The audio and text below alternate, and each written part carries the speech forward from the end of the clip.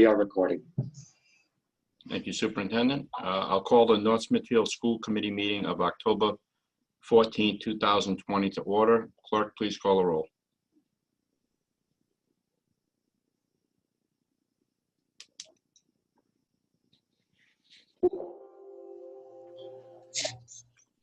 Fatima frozen?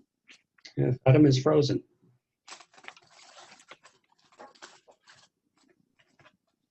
Fatima is back. Oh my gosh. Chair Lombardi, Present. Mrs. Charest, Here. Mr. Connell, I think you're muted, Bill.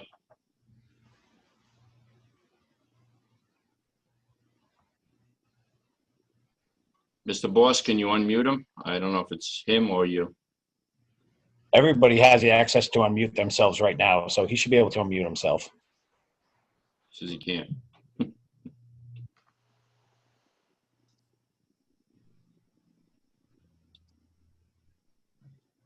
Fatima, I can identify Mr. Connell as being here.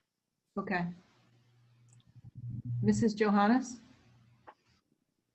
Oh, she's she's here. I can see her. So I can. She is here. I do see her. Oh, here she is. We were muted and we could not, wouldn't let us. okay. Mr. Thank you. Jones. Yeah, Mr. same thing here. All right, great.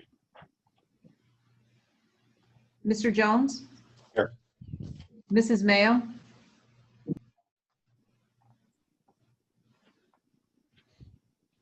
Jean, I don't think we heard you. Oh, here? Is that better? Thank you. Mrs. Vata? Here. Okay. We have 7 present. We have a quorum. Let's move on to the Pledge of Allegiance.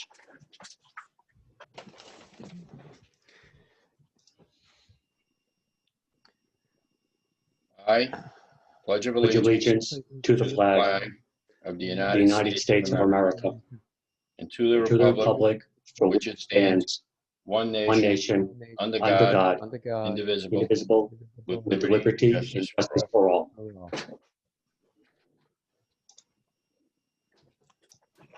all. Let me first start by thanking everyone for being on the call.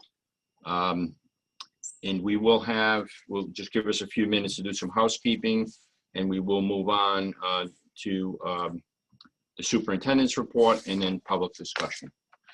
Okay, so let me move on to the consent agenda. Does anybody have any questions on the consent agenda? Hearing none, I'll entertain a motion to approve the consent agenda as presented. So moved. Motion's been made. Is there a second? Second. Seconded. All in favor? Aye. Aye. All opposed? The ayes have it. Section 3 is informational. It's the appointments by the superintendent. Does anybody have any questions for the superintendent on these matters?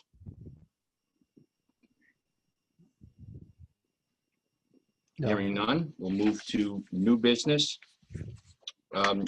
Just quickly, I'll make the 2 appointments to the negotiating committee, which will be myself and Mr. Jones. Next item on the agenda is the superintendent's report on school status, including the return of kindergarten and grade 1 and additional return recommendations. Superintendent, it's up to you. All right, thank you. I have to say we're absolutely thrilled to have our K and 1s back. K came back last week, 1 this week, and the teachers are excited to have them back. The school is excited to have them back, and we're really looking forward to trying to bring everybody else back as well. I know that's the main order of business. I just have a couple of, likewise, a couple of housekeeping things that I just want to put out there before we go into our recommendations. Number 1, we do have space on our buses. So, I'm not too sure whether it's parents trying to keep space available on the buses for those who absolutely positively need transportation, or out of concern of, safety, public safety. we do have room on our buses, especially at the elementary, which would certainly alleviate some of the drop-off and pickup that we're having. The difficulty with NSES is that we have one way in, one way out, and it does get backed up. And as much as the administration and the teachers are trying to unload students as rapidly as possible, 5, 6, 7 cars at a time, it still takes time to circulate all of the students and the cars through. So just a word, we do have ample space at this stage on our buses, so that if families would like to, utilize the bus services, that would certainly help alleviate the transportation, the drop off and pick up. There are a couple of buses that, if we do run up into the 36 cap, we'll notify the families on those buses, or we'll try to reroute, and we'll just try to keep them. But we do have spaces on the buses. The other thing is that just a notification for families. We're having and it's not just us.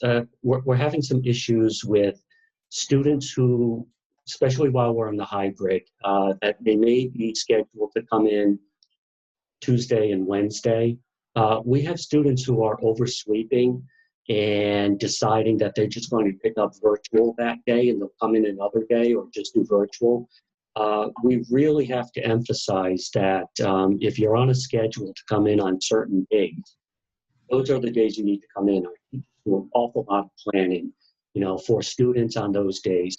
The other thing that I just want to emphasize is that we've had a number of parents who have taken students out of school to go on vacations to hotspots within the country, Florida, for example. And going on hybrid, it's not necessarily open to choose the days that you want to attend or take vacations.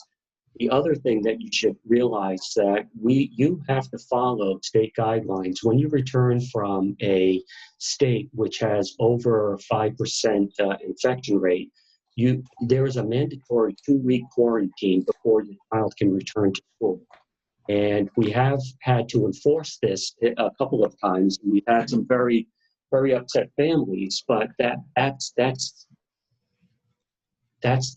the rules that we have to follow within the state. So I just want to make that very clear. If you're planning a vacation to a hotspot within the country, there is a mandatory 2-week quarantine when you return. So, okay, so with the housekeeping, there's a couple of things that I just want to stress that has become very apparent. One, no matter what recommendation I make tonight or any other night, half the people will be very upset and disappointed. So there will be those who feel that we should be fully reopened right now and nothing's moving fast enough. And there are those who feel that it is too dangerous to reopen in full and that we have to proceed with caution. And even with the proceeding with caution, there will be some who think that we're going too fast and other things that we're going too slow. So really, I'll make the recommendation for the best interest of our families, our students, our teachers, and the community, and with a full realization that nobody is going to be happy. So the other thing that I also want to mention that I've learned, especially in the past month or so, is I really miss Hallowell.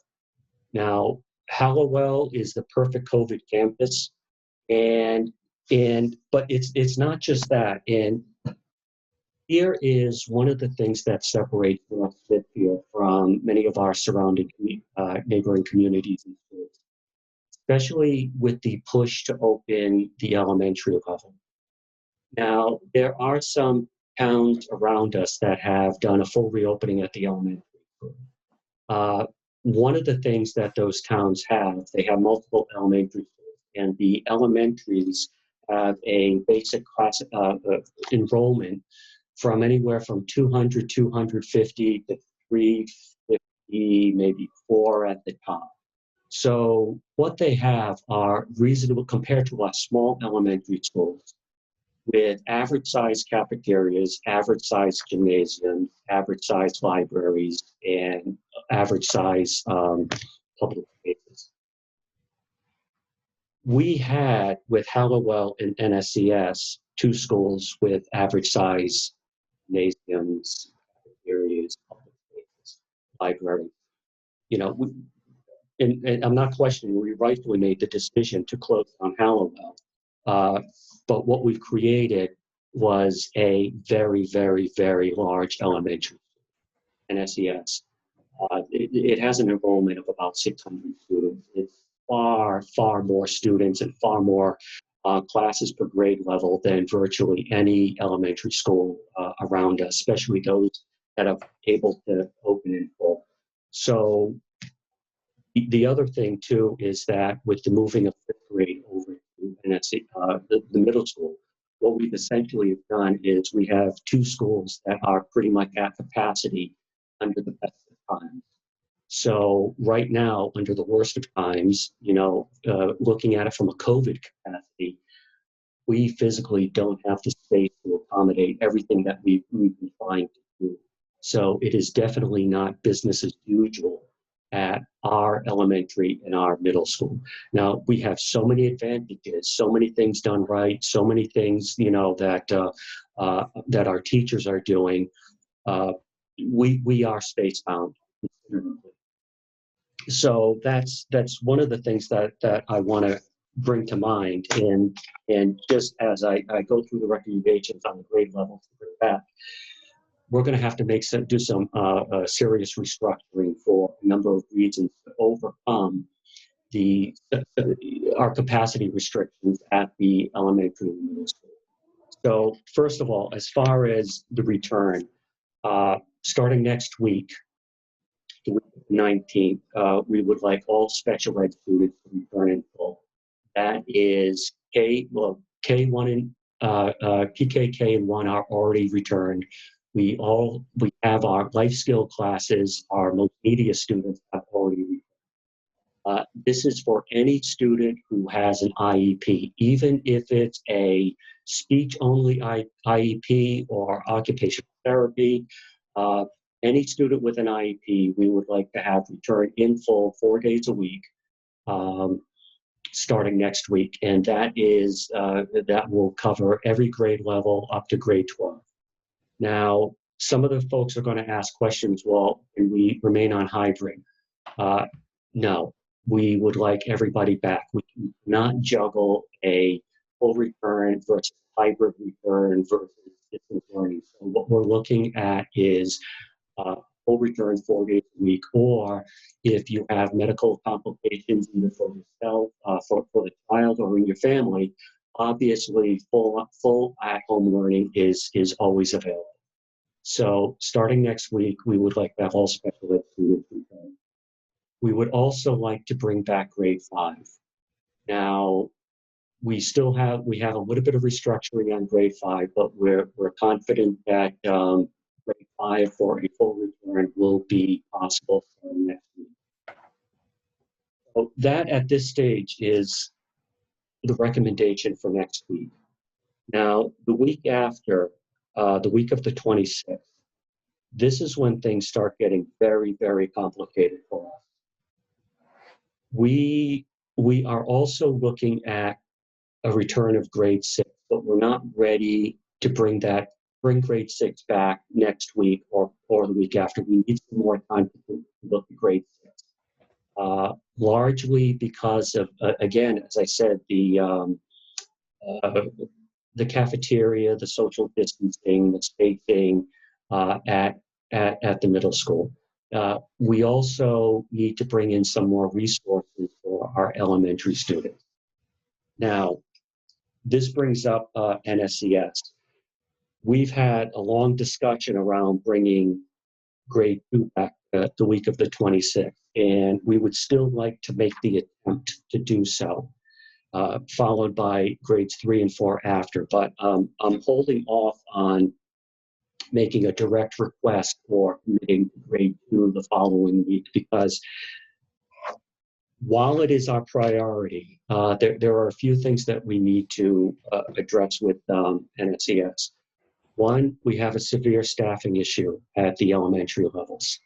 And it's to the point where Jen and Rachel are covering classes.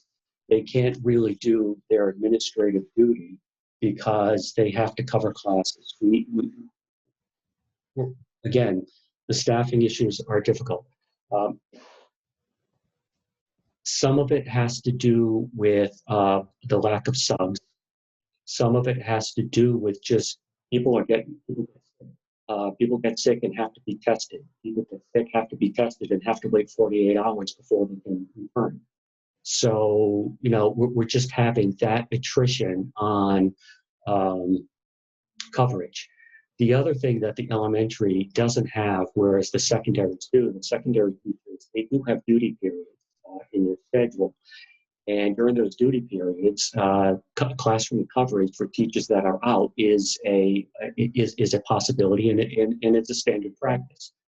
The elementary teachers do not have duty periods. They have just their academic prep. And we did carve off a flexible prep at the end of the day, but we are severely lacking substitute teachers in coverage at the elementary level. So it becomes problematic to bring more and more students back. So a couple of things that we're looking to get into place in order to make it possible to bring our students back is, one, we're updating the, going to increase the rate of substitute pay. Can you hear me? I just noticed my video has frozen. Do I still have audio? Also, every once in a while, we can't hear some of your words. All right. But Folks, you know what happened? You know what worked last time is if everybody turns off their picture except for who's speaking, I think that's going to help Mike.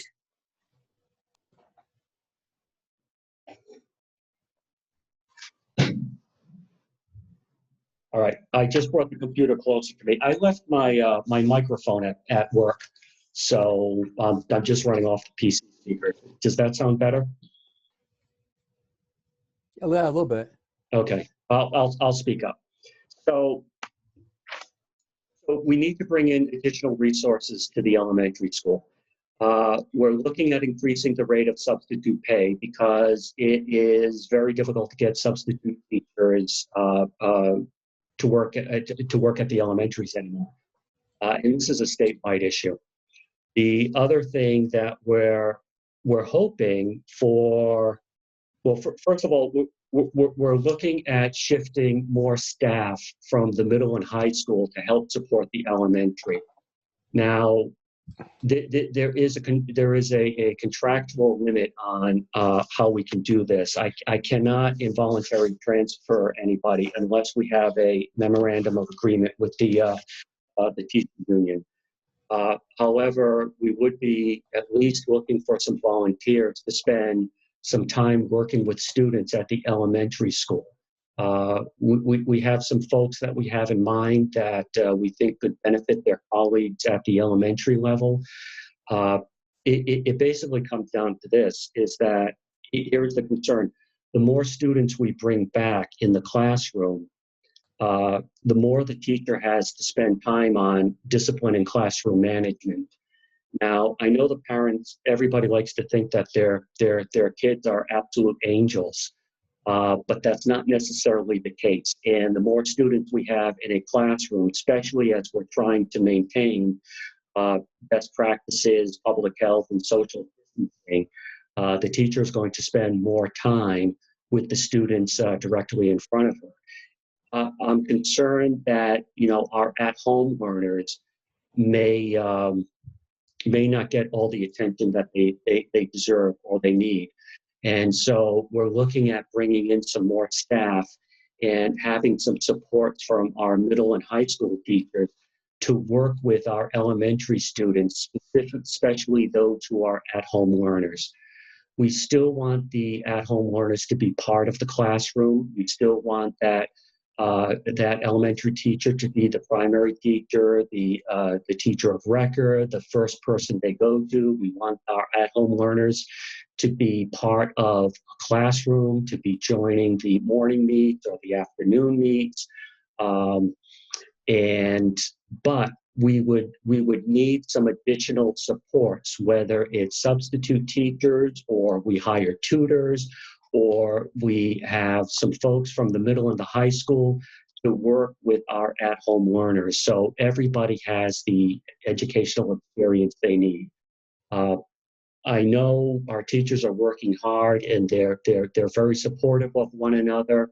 And, I'm hoping that we have enough volunteers and we have enough support for all of our colleagues at NSES and in grade 5 and possibly grade 6.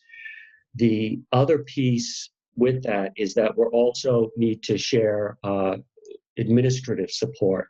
So even starting tomorrow, Mr. Boss, the assistant principal at the high school, will be spending time in the mornings at NSES, and Mr. McGee will be spending afternoons at NSES. Give our administrators some additional support, because again, they've been covering classes and they haven't really been able to work effectively as administrators during the day, because they're just pulled in so many directions. Our assistant superintendent, myself, our special ed director, we plan on rotating in and out through NSES to provide as much support as possible.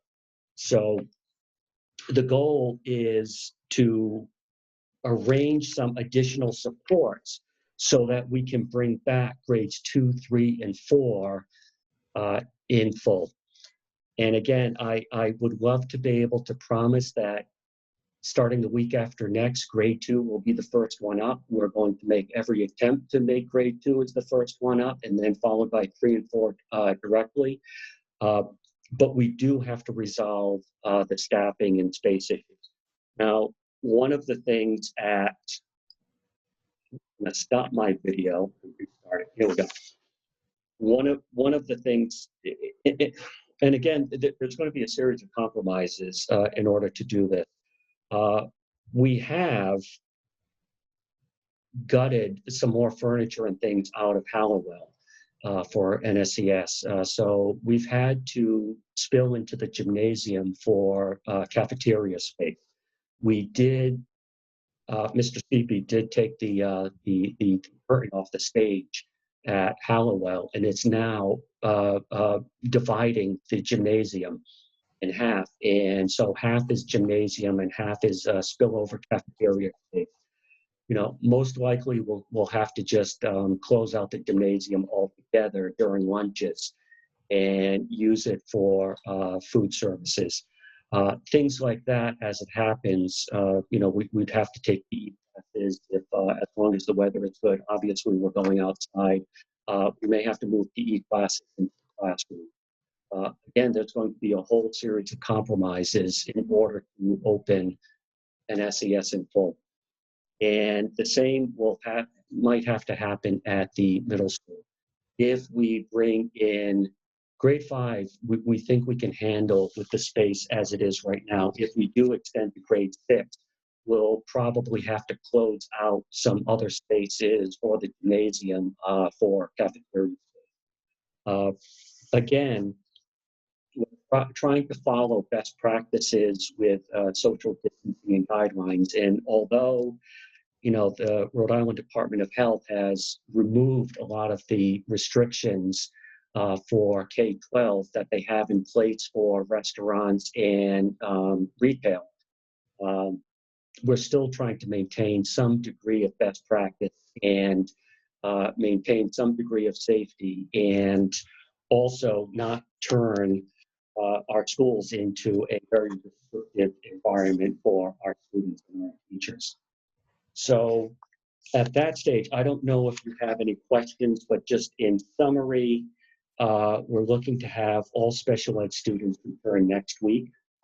And any student with an IEP. Oh, I should also say that all of our English language learners as well, our ELL students, should return in full and not hybrid starting next week. bring grade 5 back next week. For the following week, we are hoping for grade 2, but we do need to get in place some additional support and structures for NSES in order to make this happen. Again, we're going to be posting for additional substitutes at a higher rate. We will initially be looking for volunteers to assist our elementary teachers with our at-home learners, and even just go down to the school on certain days of the week just to try to build a schedule to have some additional support for our NSES teachers. I am hoping that we can all step up and everybody can support NSES so that we can return in full. I may be asking, or I'm hoping we can get a memorandum of understanding or agreement with the, the teachers unions to make all this possible and almost seamless. And that's where we stand at this stage. We have had a number of COVID positive cases, but they've been they've been with the our at-home learners right now, and we have had and again this is where it's touch and go right now. We did have a picture day in which we had our at-home learners come in to have their pictures, and it turned out that one of the students was COVID positive. So, we're again working with the Department of Health. I do have to stress that we have had a couple of students that were questionable, and we've had some families refuse testing. So they've had to remain on quarantine the entire time. And then it becomes a question mark of who else they may have contacted while they were in school, when we don't know if they're truly COVID positive, even though they're exhibiting symptoms. So again, we're doing what we can. We're trying to bring folks back. We're trying to accelerate the process, but at the same time, trying to overcome a series of obstacles and real-world logistics. Thank you, Superintendent. I just want to make one just general statement, just so that everybody is aware. And along with, I'm sure, other school committee members, ask you to look into a number of different things, right, Superintendent? I know you bring that back to the administrative team, and with other ideas that other people have, go through the administrative team to see if it's possible or if it's not possible. So what you're reporting back to us are only things that you feel or that the team feels can be implemented. So is that true?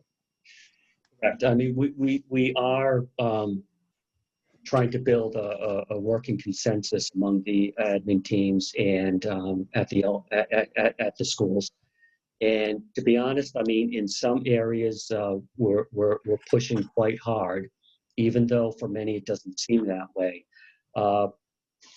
Again, staffing will be an ongoing issue, and again, it's not just us. It's across the state are experiencing staffing. But Superintendent, what I meant, or what I was getting to, is that there are a number of things that we've all thought about, including many people on this call, that you've probably considered, brought it back to the team, and it's just something that's not possible, or maybe too hard to implement, or maybe not too hard, not the correct way to move forward. Is that correct? Yeah, absolutely. And other ones that, I can go through and some of the bizarre out of the box thinking that we had, but in each of those instances, something gets compromised to some degree that nobody is comfortable moving forward with it. Thank you, Superintendent. Any committee members have any questions, comments? I don't see anyone. Mr. Boss, do you want to, I see Melissa's iPhone, and then that's from my list, but you have a different list and want to go through people who want to speak? I'd like to hear Melissa's iPhone, I just unmuted. Melissa, you're up. Thank you. So I heard you say that the children with IEPs are welcome to come back in next week. What about the children on 504s that are struggling with this remote learning? Are they included in this, or are they being excluded because they're not officially under the special ed umbrella? So right now we're looking at students with IEPs, and we're taking up the next discussion to prioritize the any other student after that 504 years. So is it But- possible for the 504s to be the next group of kids considered, or are they going to have to wait for the No, 5th and 6th and 2nd grades and whatnot? no, it's absolutely possible the 504. Okay, because that's a huge concern. It's a huge concern. We have, I'm sure you've heard from many parents that are struggling. As full-time working parents, we're blessed that we can work from home, but it's also a curse because we're here, but we're not able to help our children to the extent that we know that they need, and that it's, you know, on the school system to be able to be helping them. And I realize that nobody's in an ideal spot right now. It's just incredibly frustrating, as it is for everybody. I realize that. It's just to see my child struggling and knowing that she's not getting the support that she needs. And even though she has a wonderful teacher, she's not getting what she needs. Melissa, thank you. Yeah, we'll be addressing. So, Mr. Boss, if I may, Superintendent, can we have a meeting in about 2 weeks? Hope maybe we'll try it 2 weeks from today, but it could be the Tuesday or Thursday, depending on everybody's schedule. Does that work for you? Yeah, and we have a regular meeting coming up. I've lost track of what year this is, or what month or what day. We have a Is that meeting coming up in 2 weeks? I was thinking next Tuesday we have a meeting. I was thinking of postponing it until the following week so that you could provide a report if the committee so is inclined to do that. Well, we're going to call a meeting in 2 weeks anyway. Okay. So or I'll call a meeting in 2 weeks anyway. And but is that something that makes sense to you, Superintendent? It does. I wouldn't be opposed to having the regular meeting next week because there's some general business that we need to take care of. Okay. And we can also continue this segment, but there's other things that we need to address. And then if you wouldn't mind, a brief targeted meeting the week after. Sounds good. Thank you. Aaron Greer is next. Aaron, you're unmuted. Awesome. Thank you, guys. I spoke a few weeks ago when we had our other meeting, but again, I just want to express how proud and happy I am with the measures North Smithfield schools are taking with all of this. My question tonight is actually more for myself. What are we offering people, teachers, subs, to make it worth the risk to come in?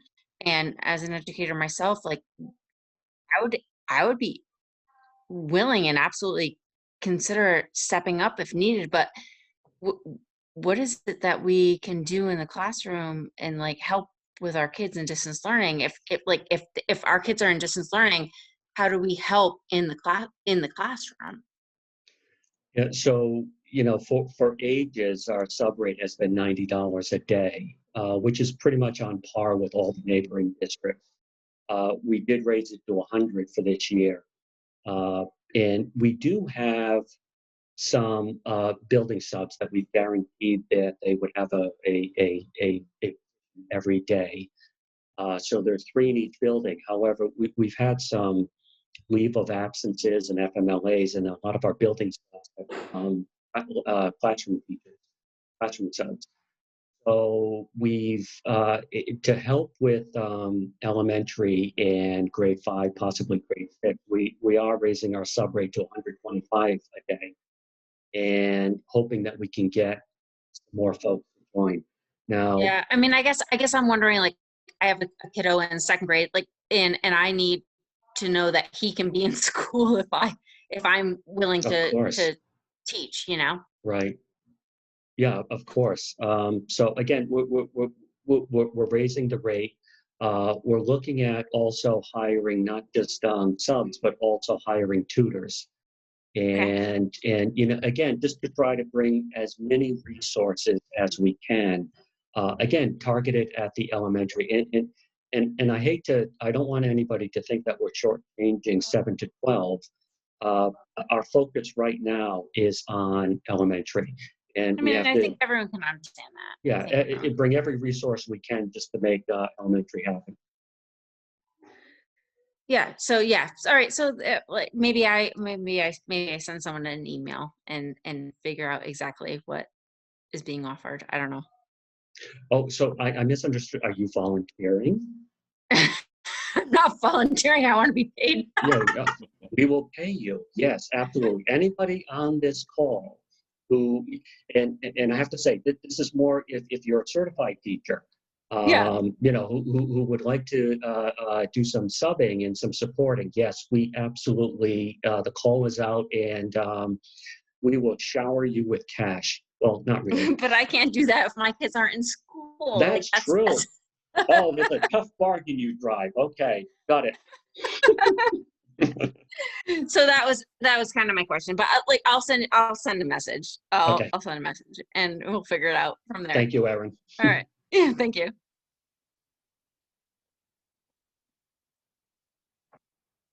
Mr. Hollowell, you should be up right now.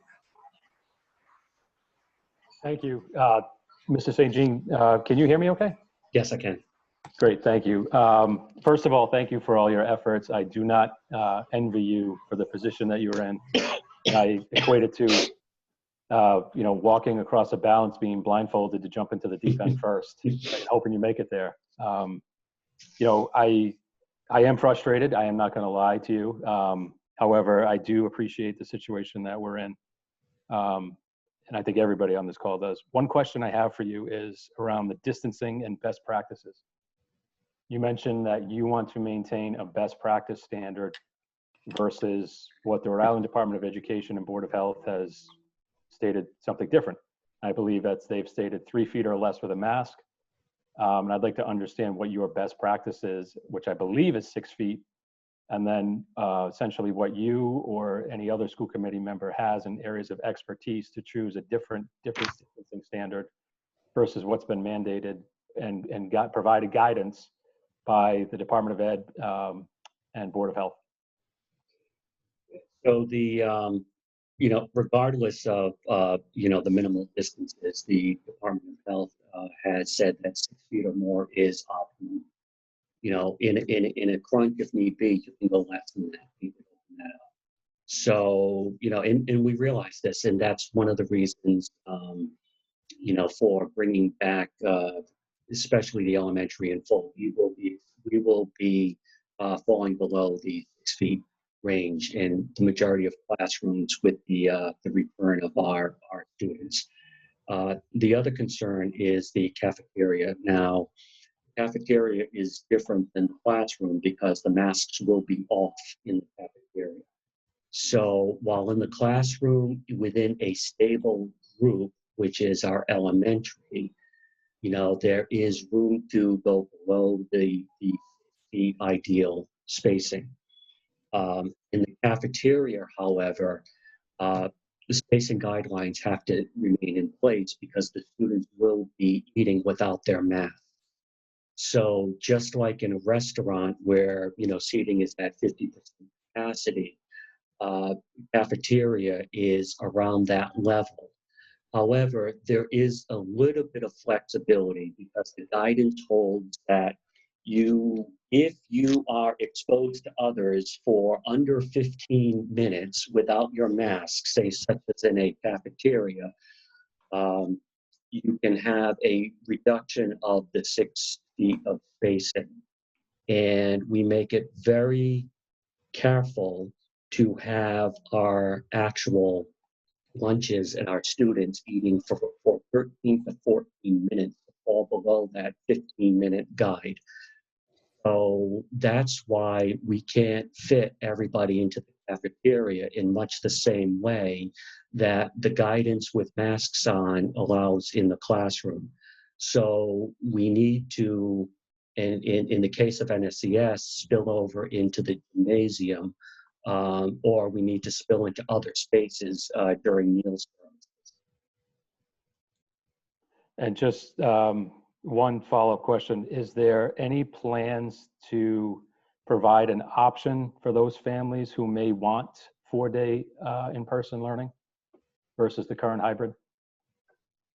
At this stage, I mean, we're looking to bring back K through 6 with the 4 days. And to be honest, I'd like to be, you know, if we can pull this off, and depending on how things land, I'd like to address the Monday as well.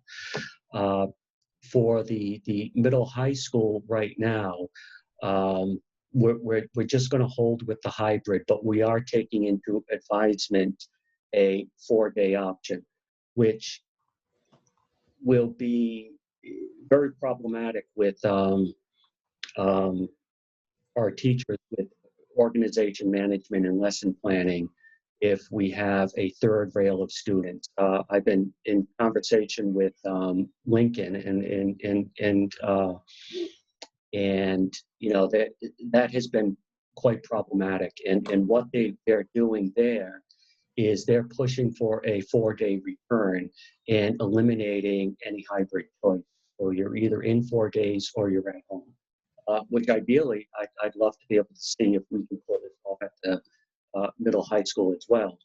However, you know, with our staffing restrictions at NSES, we may have to pull from resources from the middle and the high school to help prop up the elementary.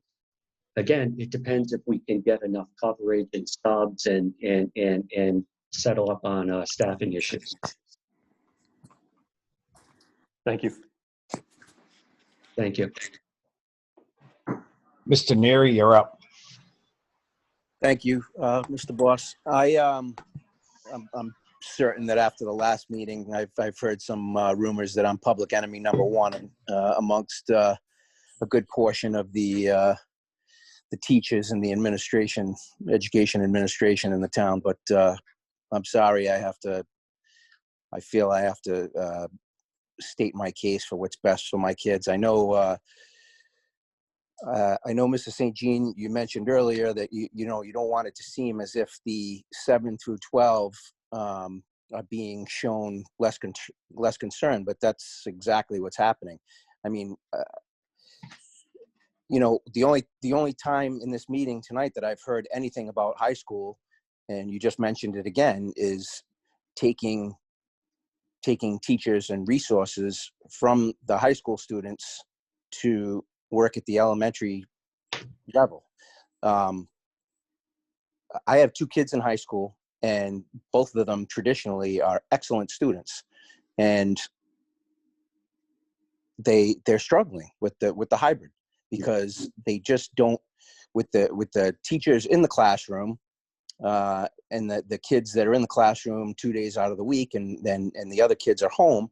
They're not getting the attention that they need when they have questions, when they can't figure something out. I have my son teaching himself using Google, teaching himself to do problems in his honors math class, and that's just not an acceptable way for the kids to be learning. Again, I want to echo what Frank said. Frank Hallowell said. You know, the Department of Health is setting these guidelines, and as I said last time, I don't think that any of you are professionals, health professionals or medical health professionals. And again, I'm hearing, you know, this is what's best for the kids. I'll repeat what I said last time. I don't think anybody should be saying what is best for our kids. I know what's best for my kids, and them learning in this hybrid model, being home, is not best for them because they're not learning the way they should be. So they are suffering, and it seems to be that the main concern is the elementary kids, and I get it. I understand that they have a lot harder of a time learning at home than the older kids do, but that doesn't mean that the older kids do not have a problem with this distance learning, the same as the younger kids. They're still kids. They're older kids, but they're still kids.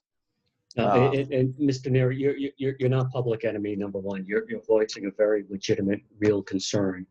And it doesn't fall on deaf ears amongst myself, the school committee, or the administration at the high school or middle school. The only other thing I would say, the difference with the high school as well as even grade 7 and 8 is that we can't maintain the stable groups at the elementary. Again, some of the guidance from the Department of Health changes as far as distancing, and their focus is that you can go below 6 feet as long as you maintain the stable group. We can't maintain that at the high school, so there is that concern that we're balancing. But no, this isn't on deaf ears, and it is truly a legitimate concern that you're addressing, not just for yourself, but other families. So again, I don't have any timetables for 7 through 12 at this stage, and I believe about 80 to 90% of the 7 to 12s in the state are on the hybrid model, and that's part of their plans. Obviously, we're hoping to break out of this even at 7 to 12 and take it further. Again, I wish I had a better timetable or more solid answer for you on this one. However, our priority is the elementaries in safely and with the Again, I just one more thing. I'm sorry. I understand your situation, but that statement, the last statement you just made, is the problem for me.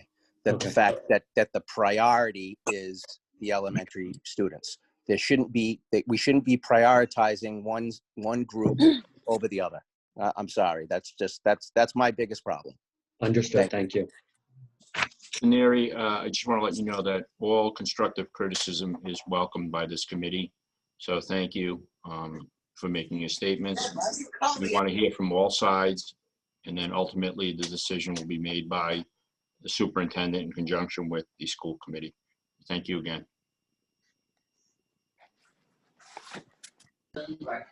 Ms. Norton, you are up.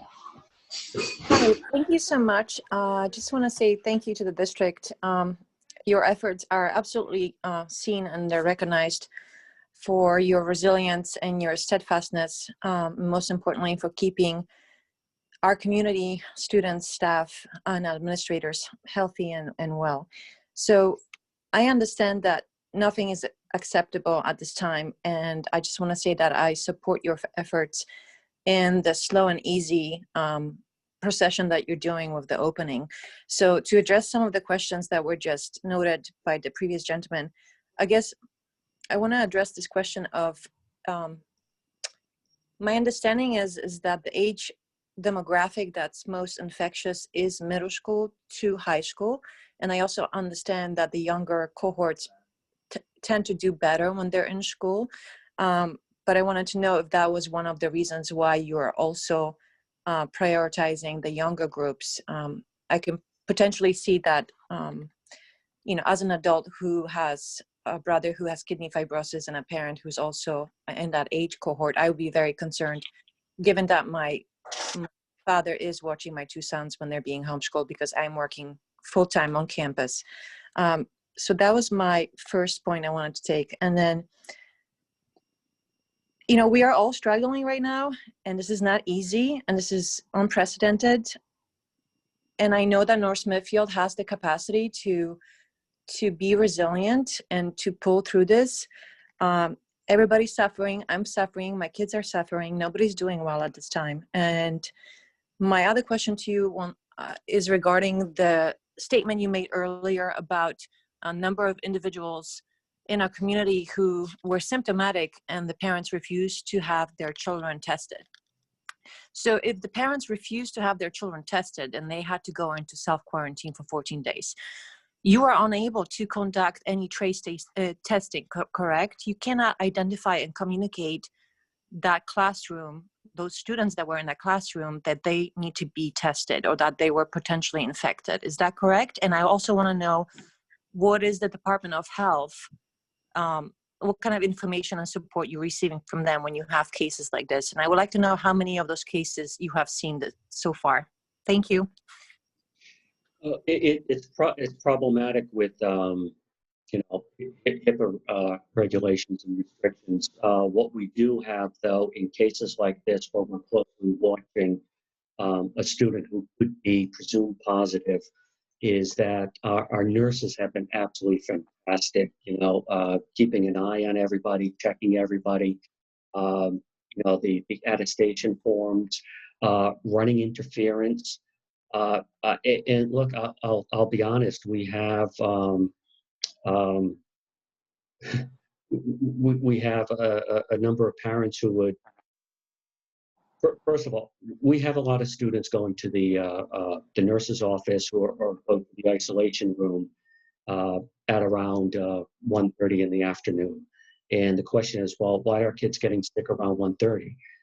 That's because when the Advil and the Motrin wears off.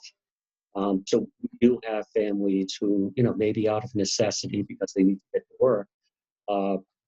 We do have students who exhibit symptoms, and we have families that would load them up on ibuprofen, Advil, Motrin to try to get them through the day.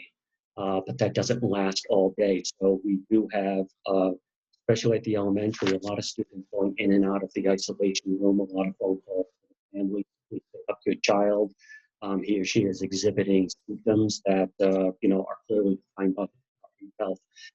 So we can't force people to do things. We can't divulge things. All we can do is try to practice due diligence and follow up as much as we can, and try to make the calls in the right.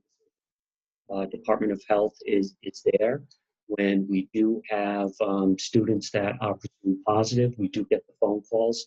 I've received phone calls on a Friday night regarding students who happened to be on full distance learning. So, it wasn't anything we had to shut down a classroom over.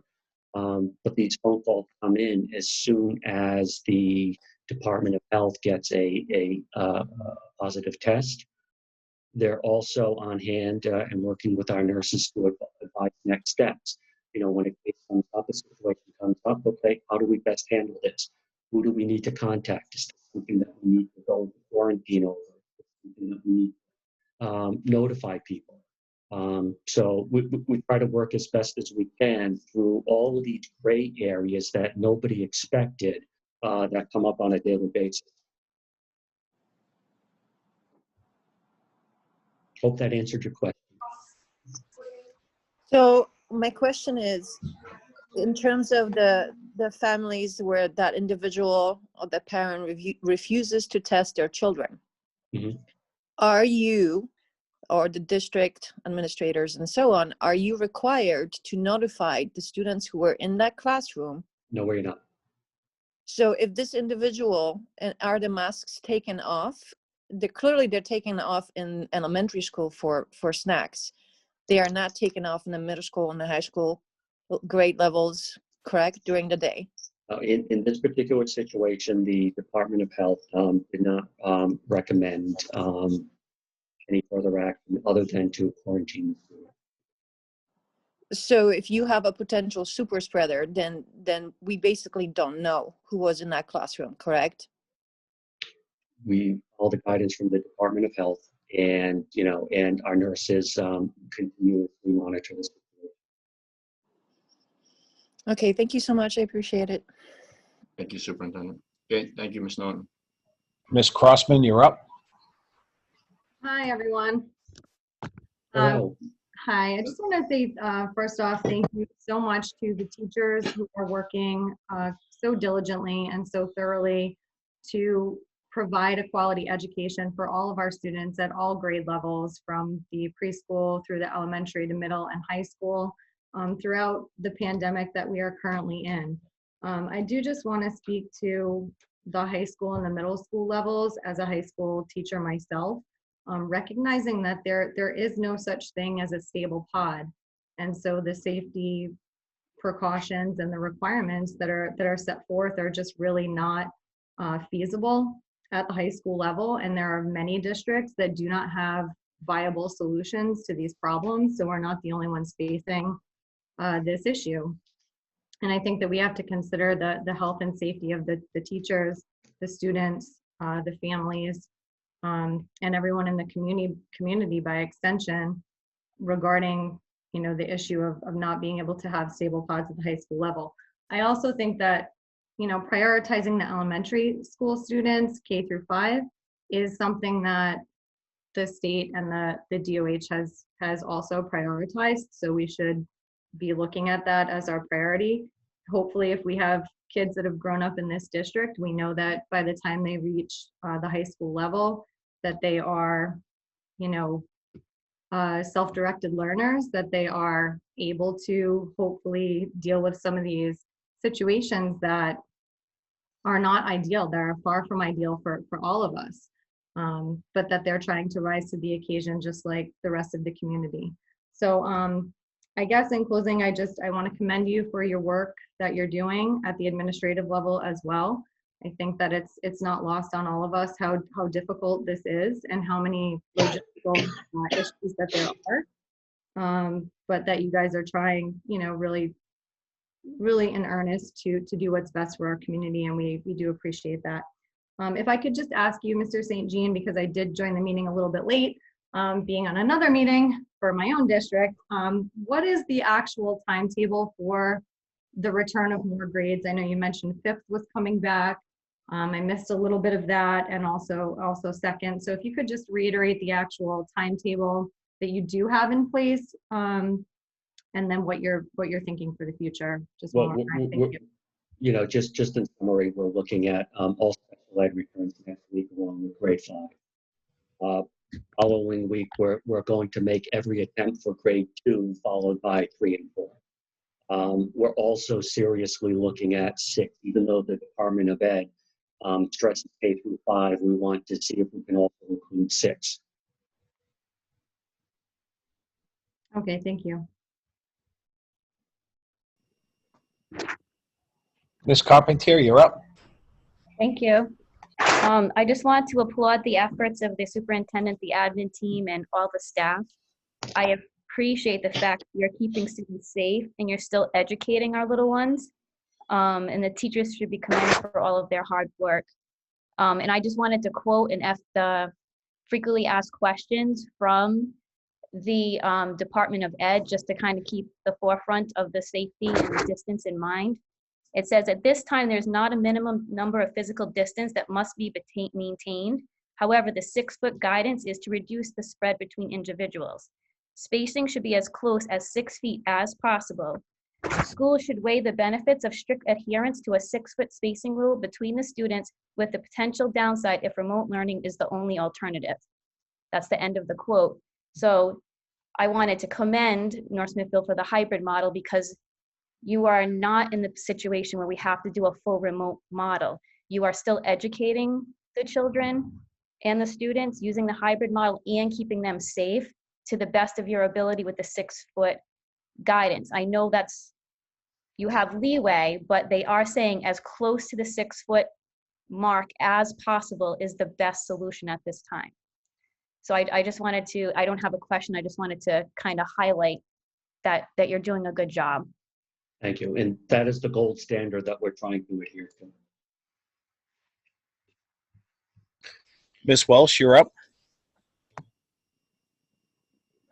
Hi, I just wanted to say really quickly, I'm one of the teachers at the high school, and I give all the parents that are on here and that are not on here a lot of credit, because I think it's a huge task to take on with something that is just really, to overuse the word unprecedented for all of us, including the teachers. But one of the things I wanted to respond to is the high school math teachers on a daily basis are teaching from their classroom to the students who are at home and the students in front of them every single day, including distance learning Mondays.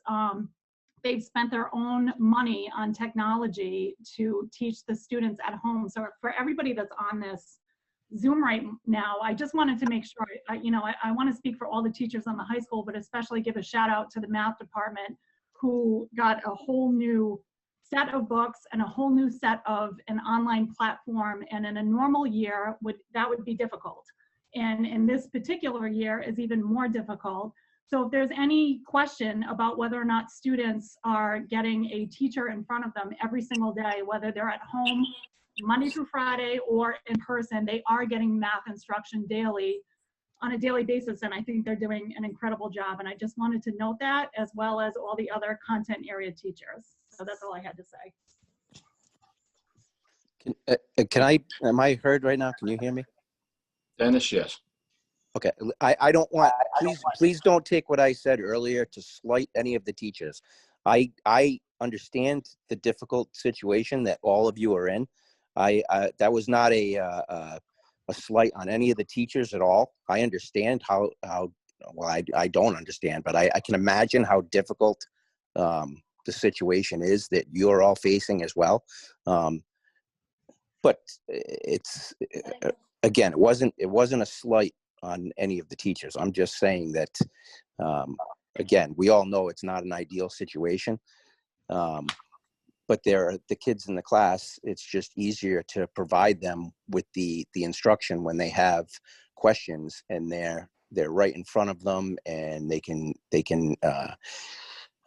see what the issue is and deal with it firsthand rather than the kids that have questions at home. Again, that was not a slight at all on any of the teachers. I understand you're all doing a great job. You're all working hard. I completely understand that. We moved to this town because of the school system. It has nothing to do with that. My frustration has nothing to do with the work of the teachers. I just want everyone to understand that. Thank you, Mr. Neri. Thank you. Yep. Mr. Neri, if I can just respond to that, I completely relate to what you're saying, and there is not a teacher in this district or an administrator in this district that does not feel that the kids being in front of us would be 100% the best solution for all of them. But unfortunately, in the situation that we're dealing with, I think we're all doing the best we can. I felt maybe I misunderstood, but I felt it was misleading to hear you talk about your son teaching himself math problems when we have an entire math department working very hard every day to provide live instruction and support and help after school the best that they can. But I appreciate your comments and your appreciation for them, because I think we appreciate the parents as much as your comments about appreciating what the teachers are doing. So thank you. Thank you. Parker family, you are up. Hi there. Thanks for everything you guys are doing. I'm just also wanted to express my frustration. My son has a 504. I've been fighting to get him back on an IEP since he was exited after pre-K without prior written notice. I've been sort of embattled with the higher ups trying to get him what he needs for his ADHD, his ASD, and all of these things that, you know, he should have.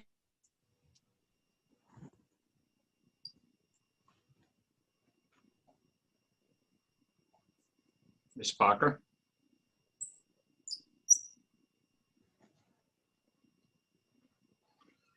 Mr. Boss, maybe we can bring her back on. Yeah, she's still unmuted. I'm going to bring on Mark Labasi here for now. And then Ms. Parker, if you come back, you're more than welcome to come on after him. Okay. Sorry about that.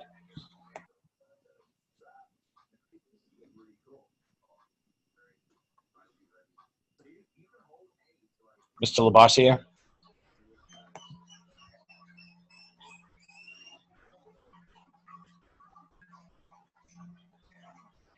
Okay.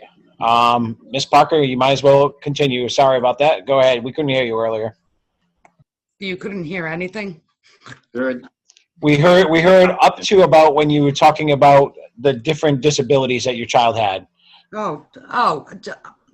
Just that the history that I've had with the district so far has been unfortunate, to say the very least. And I've been trying for 4 years to get him back on an IEP. So I understand he is a higher functioning autistic kiddo, but you know, for him not to be in school right now, kind of like the other mom, where her daughter has a 504, I understand that there's a process to getting everybody back, but it's even harder when I know my son needs more than what he's getting when he's even in school. And I just wanted to say that out loud. Thank you, Ms. Parker. Appreciate that. Mr. Chair, can I ask a question quickly? Absolutely. So, Mr. Superintendent, why are the 504? Let me back up. How many 504 students do we have in the district right now?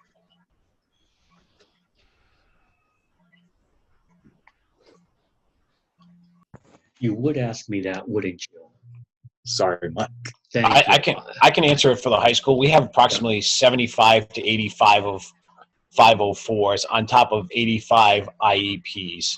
So if we brought all of them back right now, we would add another approximately anywhere from 80 to 100 kids on top of what we already have at the high school level. I can speak for that part of it. I think, Mike, on the average, we have about 200, little under 225 504s in the whole district. Okay. We have Right. about And part of our conversation at our admin meeting today, outside of bringing in the special ed students, any student IEP, is then to look at the next round and prioritize the next group beyond just grade levels. You know, take a look at their success as far as within hybrid or distance learning, and start looking at bringing back others as well. all right. So, assuming that we keep our regularly scheduled meeting for next week, could we see how? I mean, it just, trust me, there's no easy solution for this, as you all know, but these are still students that have life skills and life care needs, and these folks here on the meeting tonight are not the only parents who've reached out to us with concerns about making sure that their children have not just the adequate educational needs met, but also the social needs met, the emotional needs met. And as one parent put it to us this week in an email, she's not a special educator, and special educators have the type of skills that far surpass anything I could do. I know and my little brother was special needs, so I saw my parents try and do this the best they could as we were growing up, but they didn't have to deal with COVID and having my brother home all the time. And I can't put myself in the shoes of any of these parents to not walking the path they're walking, but I can't imagine what it must be like right now to feel like you're not giving everything to your child that they deserve. And I know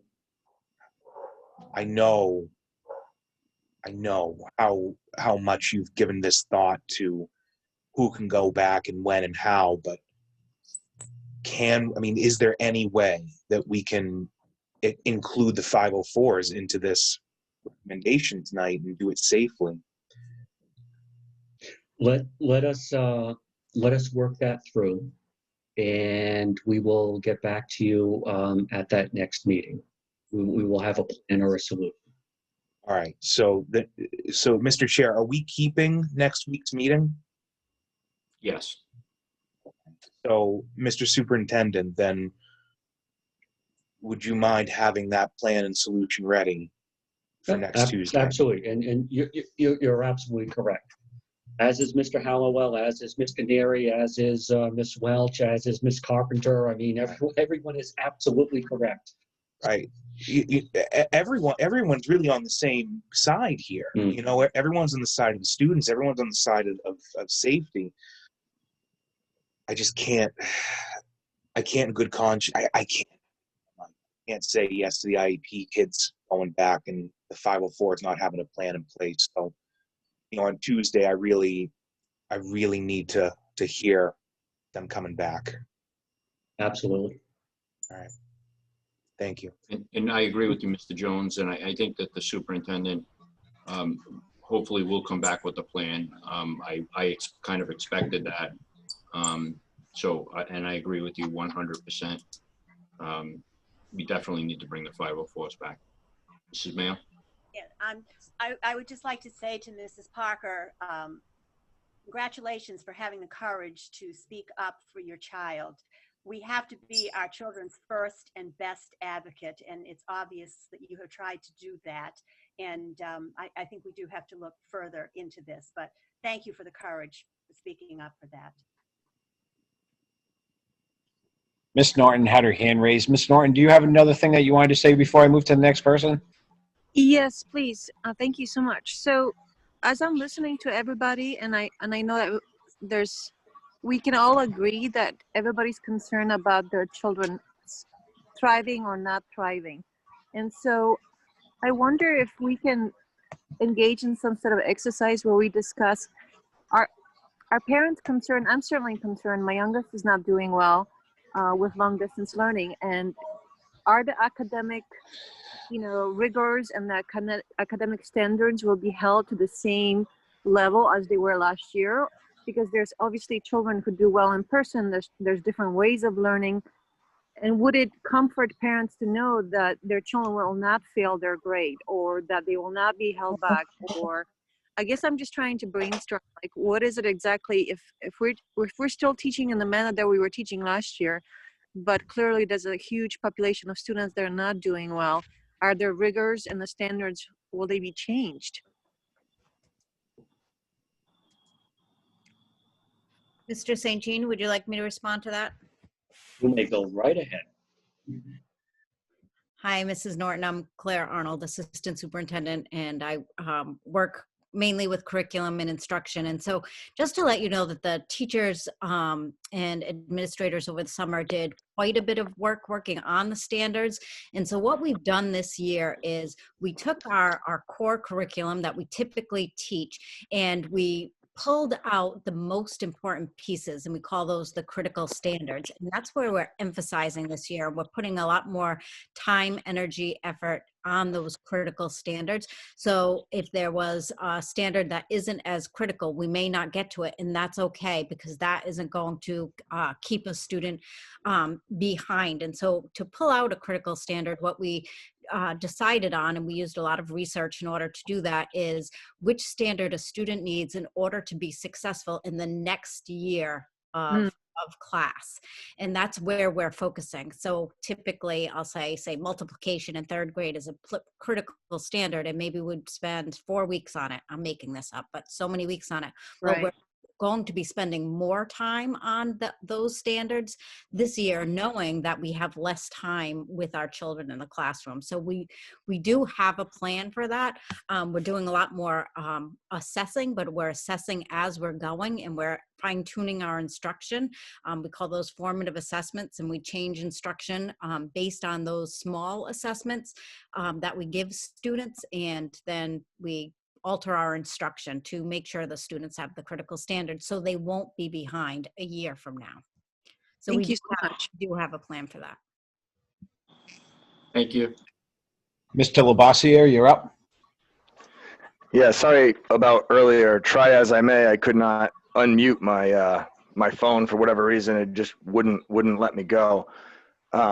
But I just wanted to reach out. I signed on late as well, but I wanted to diffuse the idea that the administration team isn't being advised by people who are well grounded in the medical community. We have 3 very, very superb school nurses that have been guiding them every single step of the way. I know that there's a district doctor. I know that they're taking all of their information, straight from the guidance. They're very, very, very well versed in all of the guidance, and the guidance continues to change. I didn't have anything prepared tonight, but I just wanted to make sure that nobody thought that just because, their master's degrees are in education, that they don't have people who are there advising them about what is best for the kids from a medical perspective. And that's all I wanted to say. Thank you. Thank you. And if it's of any consolation, a couple of the questions I had regarding employee quarantine were actually answered directly by Dr. Alexandra Scott. But we do have a pipeline into the Department of Health. The last hand that's raised right now is Melissa's iPhone. Melissa's iPhone, you're up. Thank you. I just want to say thank you to Mr. Jones for just calling out the 504s earlier. That is really impactful just because it's really difficult, as Mrs. Parker had shared. But one thing that I did want to clarify, just with the conversation that was just being had in terms of children potentially failing or being held back, I would frankly rather my child be held back than be pushed forward when she's not ready because she hasn't been able to get what she needs to be able to succeed. And so I just want to make sure I'm understanding. So it sounds like, based on what I was hearing, that the curriculum is only changed to an extent so that, I don't want to say get rid of the fluff because I don't think any of it's fluff, but just making sure that they have what they need to succeed in that next year. And presumably, all of the children of 2019, 2020 and beyond are going to be impacted, and what they're learning or how they end their school's experience is likely going to be different than years before them. But I just want to make sure that I'm understanding that correctly. We're not saying that their standards aren't necessarily being lowered. We're just making sure that the time is being spent on the absolute most necessary components for them to be able to succeed moving forward. You are correct, Melissa. Thank you. That's what I meant. And I'll give you an example I'll go back to the multiplication example. If a student doesn't conceptually understand the process of multiplication, then them going into the next year of grade level, that they will be at risk of failing the next year of grade or not being able to attain the new standards that they need a multiplication for. Whereas, say it's a geometry standard, and one of the standards is you have to know certain shapes, and there's a shape called a concentric circle. If you didn't learn concentric circle in 3rd grade, you can still be successful in 4th grade. So there are some standards that just are not as important as others, and we've pulled out the critical standards that students need in order to be successful in the next year of study. Thank you. That's really helpful. Thank you. Mr. Boss, I don't see any other hands up. Is that correct? That is correct. There is no more hands up. Okay, so then I will close the public discussion and move to the school committee. Does the school committee, would they like to make any comments? Have any questions? Mr. Connell? Yes. Thank you, Chairman, members of the committee. Just a couple of things. I just want to reiterate what Ms. Brown, I think, had said earlier about, and I'd like to get us pushed into as many kids in school as possible. But I do have to recognize when the questions were raised about where we're getting our guidance, the CDC and RIDE and Department of Health are still saying, if you read the material, 6 feet is still the ideal level. They talk about things you can do if you have to go less than that, but they do talk, that hasn't been changed as at least the ideal level. And when I say ideal, the ideal minimum, it could even be farther. We only have to look next door. We have Woonsocket, North Providence, 2 strong systems who have both gone. Woonsocket wasn't able to open, and North Providence had to close down because of the COVID outbreaks, at least at the high school. So if you, I'm not saying they move too fast because Woonsocket had, I think, issues of substitutes, as we are as well, but it can go it can go bad very quickly. I'm not trying to panic people, but it can. That's just a reality. And to say otherwise is just ignoring the reality of the situation. That being said, I do think we should try to get the high school kids, keep focused on them. I'm so glad. I do want to recognize one thing. I want to recognize that we've made an effort to start sports again. Yay, Lady Northland tennis. They just played this weekend at Smithfield. They're playing again. So we've got some of our sports teams are competing again, socially distanced into sports that they can do, running and tennis. And I think there's one more that I'm missing, but at least we're trying to get back to normal in that regard at the high school. I do think that I don't want to explore new ideas now. I'm just going to reiterate, I still think the idea of doing a virtual academy with some people, maybe we coordinate with another district who are just dedicated just to online learning, might be something to think about for the long term. I know I've said that before, but I'm going to, just reiterate, I think it's a good idea. And the only other thing I just wanted to comment on is when we're looking to reopen, I understand. I didn't realize that I forgot how crowded we were at the elementary school. And I certainly now we're not crowded at the middle school.